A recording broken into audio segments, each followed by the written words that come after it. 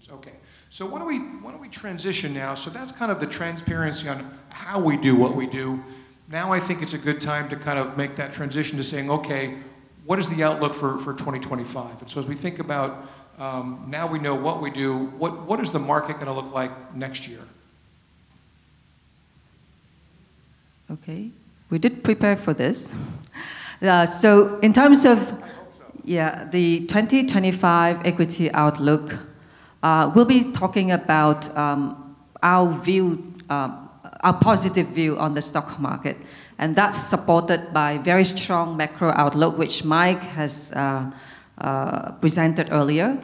We'll also talk about solid earnings growth that we see across the stock market and the earnings quality improvement, as well as attractive valuation and therefore a prospect for re-rating of the market.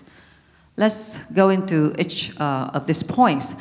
Because I think Mike did a great job this morning, so I'm not going to stay on this slide for too long, but the summary is that GDP growth 6.5% this year as well as next year, driven by different reasons. This year is going to be by manufacturing recovery, and next year is more because of infrastructure spending and domestic consumption return.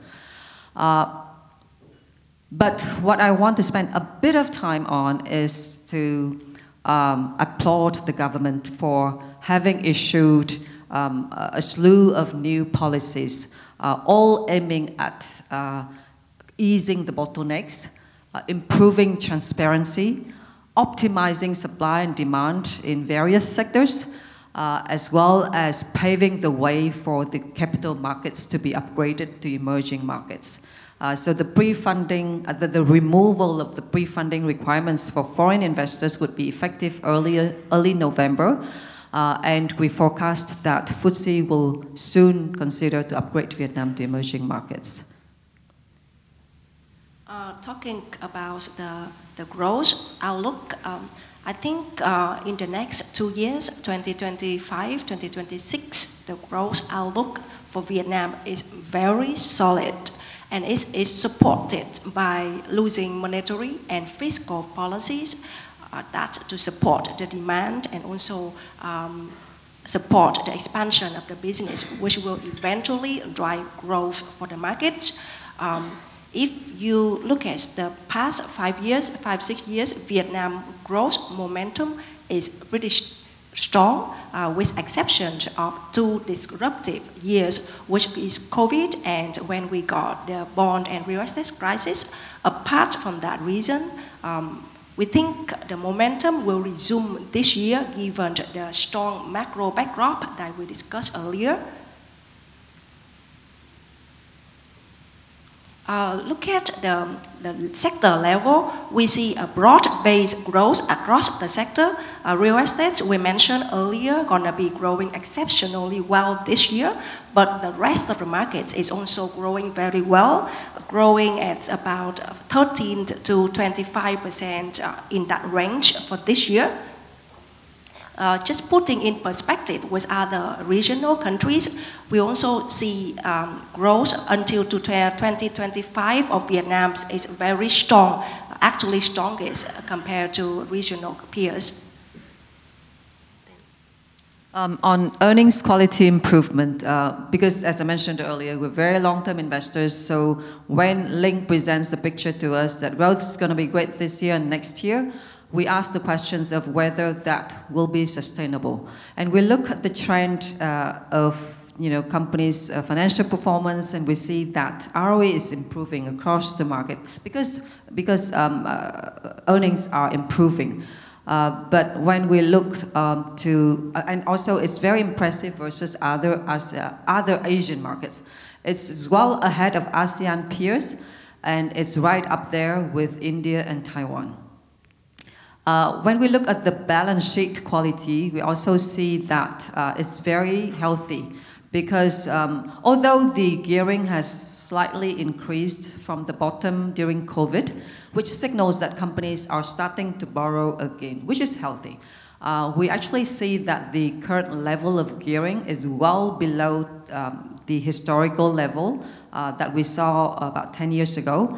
And also, when compared to ASEAN markets, The same ratio in other markets from Malaysia to Thailand and Philippines ranges between 50% to 100%.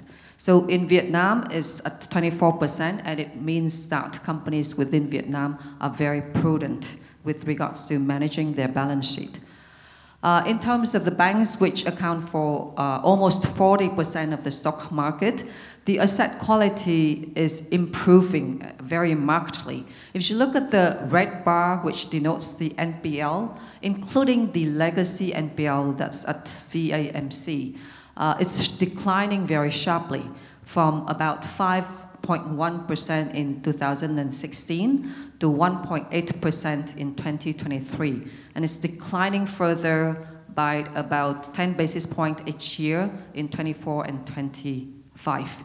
So the reserve cover is on a decline, but it's still very good because it's above 100%, which is a prudent level, and also significantly higher than the 60% level that we saw in 2016. So it shows that, you know, on a longer term trend, the companies across the stock markets are seeing asset quality improvement as well as earnings growth returning to the high level, especially the pre-crisis level.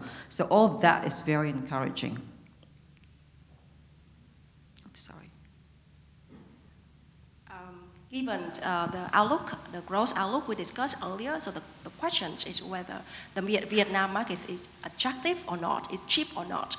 Compared to historical, 10 years historical, Vietnam's current level is the same, but we have our economy has been transformed, and we are in a much better shape now. But the valuations remained at the low level and well below our average, historical average. If you look at the blue dot, it is indicating our forward PE for 2025 is at 10 times. And historically, 10 years, we only briefly reached that 10 times level once when the COVID happened. So given the valuation level, we think the market has a round for re-rating. If you look at Vietnam compared to other ASEAN countries, we are also trading as a deep discount, about 20%, 25% discount compared to ASEAN's country in terms of valuation. So, you know, I think it gets to the question, which is, okay, it's cheap. We would suggest maybe it's not cheap for the right reasons. So we saw why the market actually went higher in previous kind of cycles. What do you think will make the market go higher next year or the year after that? In the past, there was 2 major corrections in the past, and after that, we see the markets rebounds pretty strong. We look at historical elements that has helped the markets bounce up, and it's mainly fundamental driven, and it's mainly macroeconomic driven. As we have discussed the whole morning, we see the situation is in a good shape now. Vietnam was some people has the perception that it's a retail-driven market. So the performance of the index sometimes is irrational and not really reflect fundamentals. But we look at different horizons, different angles from the markets, and this chart is actually showing 15 years historical. We compare the VN index and the EPS of the VN index, and we see it's very close correlation between the two. So we still believe that the fundamental story of Vietnam will play in the long run. And we discussed earlier on the macro, on the growth prospects. For us, we're very bullish in terms of growth for Vietnam in the next 1 to 2 years. Yeah, and you know, it's interesting because what we've heard this morning is a lot of positive sentiment. And obviously, as I look around, you know, we've got people that have flown in from all over the world. Foreigners have been net sellers of Vietnam equities at a pretty wide margin. And so, too, I guess from your perspective, why do you think that is? Is that Vietnam specific? Is it because of opportunities outside of Vietnam? And what has to happen for that trend to change? Thank you. It's a reality. Sorry. go to the next one. So foreign sellings, as you mentioned, has been quite dramatic this year, especially in the first 6 months. And by the end of September, it came to 2.6 billion, which is as high as 2021. The reason for this selling this time is more exogenous rather than domestic reasons. And to break down the reason, it's, I think, the Fed rate being the highest in 23 years in the US was the primary reason. And that clearly attracts lots of capital flows out of frontier and emerging markets back to the US for the higher returns at lower risk. Another reason that we observed in more recent months is due to the trend of investing in AI and data center stocks, which Vietnam only has 3.7% of the market in one company, FPT. So we were not a winner in that battle to win capital into AI and data center stocks, clearly. The winners were really the US, Japan, Taiwan, Korea, and so on. And then also, I think maybe one small reason that I cannot leave out is I think some political noise during the first half of the year did contribute to some of the net foreign selling. But we all know that that has settled now, and in terms of political transition in Vietnam has been quite successful.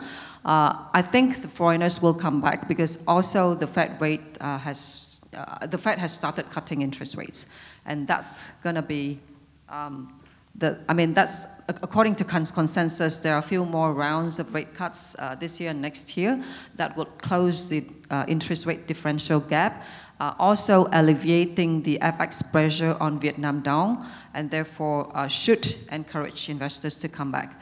Last but not least, as Linh mentioned earlier, the growth is great, valuation is cheap. We have the catalyst for a market upgrade by FTSE, and all of that should help drive foreign flows back to the market.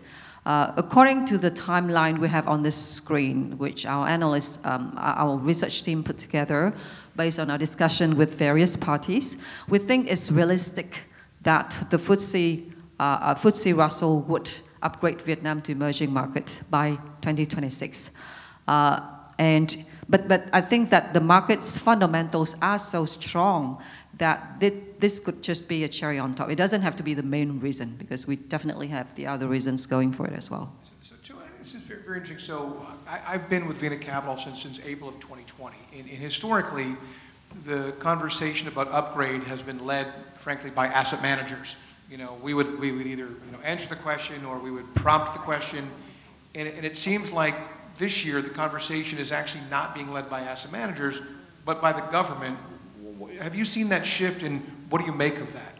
Yes, we've seen that very clearly. The big change is that the SSC, the regulator of the stock market, is driving the process. They're very active, traveling to foreign markets like Hong Kong, Singapore, Australia, Japan, Korea, to meet with investors and explain to them the process and the progress of basically what they are doing in order to help FTSE Russell and MSCI make the decision to upgrade to Vietnam. I think one of the things we discussed, because I went along with a few of these trips in the past, and listening to the regulators themselves speak to investors, we see lots of political will and lots of determination within the government's offices in order to push this through. And Linh just mentioned earlier, and I need to just clarify a bit. When I said 2026 upgrade, I mean the official upgrade. But maybe the market only needs to wait for an announcement, and that should come by 2025, next year. Interesting. So, everything sounds terrific, and I may be actually getting one slide wrong here, but what are the risks? I mean, not everything is perfect, so there are some things that obviously keep us up at night. Right. So on the risks of the stock market, we identified that there are a couple of exogenous risks, which I think Mike has discussed earlier as well. It's about the US economic slowdown that has an impact on the exports from Vietnam to the US And also, by extension, I think the global slowdown might also affect our overall exports. And then China situation. The China's overcapacity also can lead to their dumping of goods in various export markets where Vietnam also competes with China. And that's something we need to watch, especially for export companies. Geopolitical risk was also discussed, and in fact there was a question on it as well, and so I would not go too deep into that, but definitely any volatility on that front would cause investors' sentiment to be very fragile, as we've seen in the past with the Ukraine-Russia war, for instance, when it first broke out. In terms of domestic risks, is about the domestic consumption demand, which, a bit surprising to me, has not come back. So that's again something we need to watch. And the speed of real estate recovery, I think this is, even within VinaCapital, different teams or different people have different views on when that will happen. So that's also a factor to watch closely. And then higher inflation next year, which might be prompted by oil price, may weigh on the government's monetary policy. And last but not least, any delay in the FTSE announcement or official upgrade may disappoint investors, although I don't think it's a big risk. So thank you. So a bunch of questions have come in on the first session, the second session, so let me just start here. In many of the developed markets, a lot of the money is looking for ESG. Having said that, a lot of those stocks, there aren't that many of them, and so therefore a lot of those stocks are actually overpriced. Do you find that it's the same situation in Vietnam, where stocks that have kind of good sustainability or good ESG practices, are they overbought? Do they have a premium? Are they expensive relative to other companies? Maybe I'll say something first. As in the case of ACB just now, I mentioned that it's got the best ESG rating, but valuation is actually very undemanding because it's only in line with peers. I think that's one example to show that in Vietnam, that's not the norm yet. It's not the trend yet. In fact, we've observed many mispricing opportunities like that. And by doing very deep research, we can find great companies that trade at either a discount. I mean, if it's a discount, it's a bonus, but if it trades in line with peers, that's also like a strong catalyst for us to consider the stock for our portfolio. Maybe I can add a little bit into this. In terms of ESG, the corporate governance, we haven't seen much of the premium, but we see the discounts. A lot of the companies which do not disclose properly, or they got corporate governance, they lost trust with investors, and their stock performance affect quite seriously because of that. So I think the companies, more and more companies being aware of that, and they're trying to, while we track the numbers of disclosure, how they improving over time, we see there's a big improvement for all of the listed companies moving toward improving ESGs in general. So here's a really interesting question, which is, why, or maybe even how, is EPS growth so high, given that consumer spending is roughly flat? Okay, so if you look at the makeup of the stock market, about 40% is banks. And we're still seeing that the banks can grow their loan book in this year, next year. Actually, last year was a rather weak year for the whole market, but banks were still the forces driving earnings up. So we're fortunate that in Vietnam, because the banking penetration rate is so low, that the banks can still expand even in the last 1 or 2 years when economic conditions were not the best. But looking forward, when we see that economic recovery is on the horizon, and I think Mike made a very strong case on that, we are very confident that the banks will continue to drive earnings for the market. And as in the chart Linh showed earlier, this 2025's earnings for the market will also be driven by real estate recovery. So the real estate sectors is delivering something like 100% earnings growth, and that's quite realistic. because if you walk around in Ho Chi Minh, you can see that actually there are lots of people and not enough of this modern housing. In fact, we are facing a supply shortage situation. So we didn't have enough time to go into the policy change, but in the slide earlier I showed about policy enhancement. There was a mention of the real estate, the land regulations change that was effective on 1st July. And I think, because I know certain slides that we didn't show, which is, I think, consensus earnings this year in the market are up roughly 11%. Is that about right? Yes. And when I look at VVF, and Michael, the PM, will talk about this later on this afternoon, the earnings in there are 24%.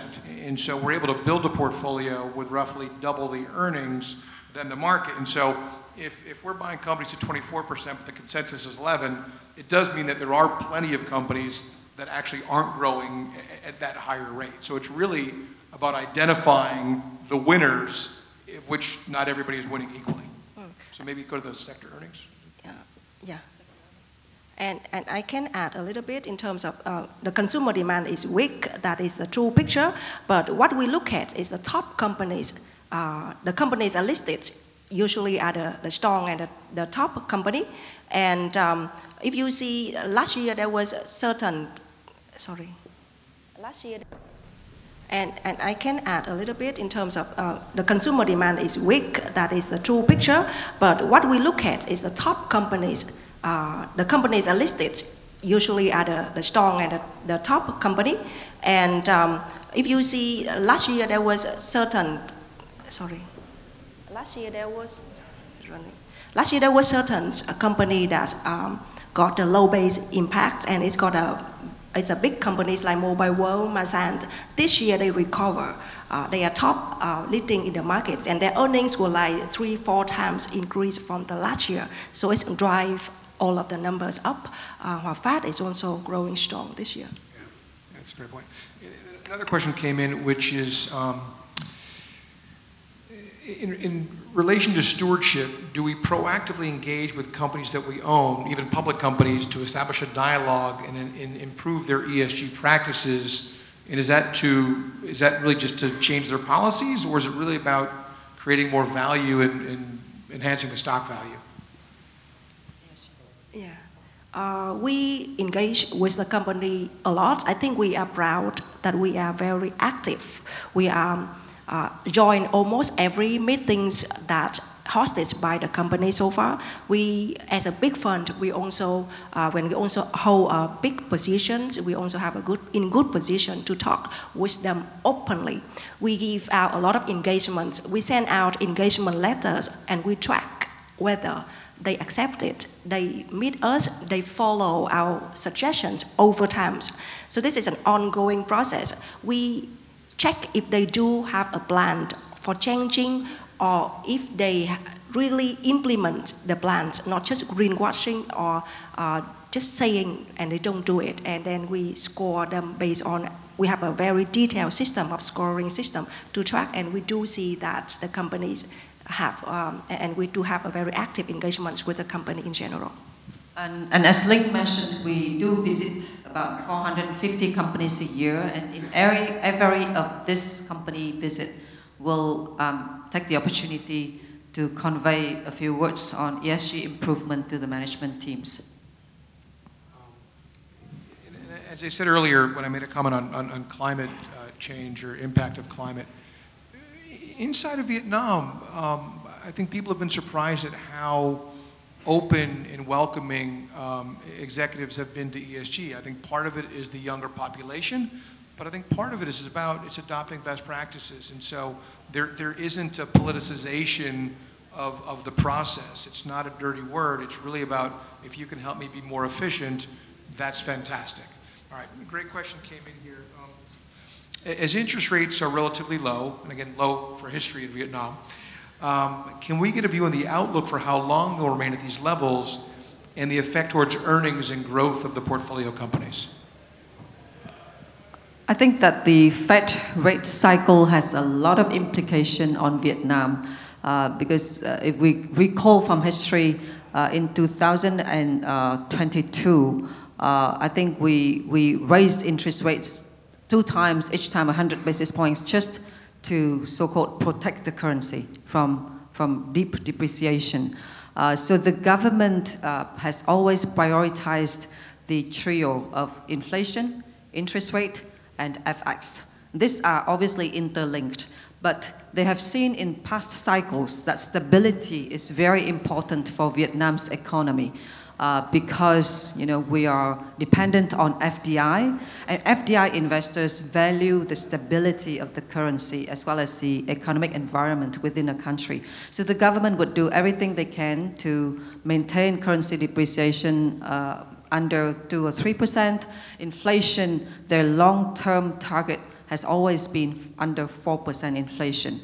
So I think the Fed rate has all the implication on this. So as long as the Fed rate is being cut according to consensus, then we have very strong reasons to believe that interest rates will stay low in the next 24 months. And we'll hear, I think that's a question we can maybe even ask again. We have the CEO of a bank coming up later today and our bank analyst, and we'll be talking about that because Linh in the research team went up and met with the State Bank of Vietnam and some other ministries recently, and so we can kind of have that discussion, which again gave us more confidence. We'll talk about that in the banking panel. Sorry. All right. One more question. Okay, we've got a couple more questions here, but are there any questions from the audience? Because I know I talked to some people that have connectivity issues that couldn't log into Slido. So are there any questions from the audience? They're hungry. I know they're hungry. Okay, so we're gonna tell you what we'll do. We'll end there. There's a couple questions we didn't get to. I have the names, so we can get to them. I apologize. All right, so don't everyone leave yet. So lunch is next door, and there should be enough room for almost everybody. And then if you want to stand up and eat, and also, and I want to mention this because he's my boss. Brooke Taylor, who is the group COO, he wrote a wonderful book called Asia, Vietnam's Rising Star. And so after people get their lunch and sit down, we've asked Brooke to share his insights. When people talk about kind of why Vietnam, Brooke has, I think, a very unique approach, and we're very proud to have him share his insights. And so please, everyone, get their lunch and go sit down. And then we've asked Brooke to share his insights from his book. So thank you very much.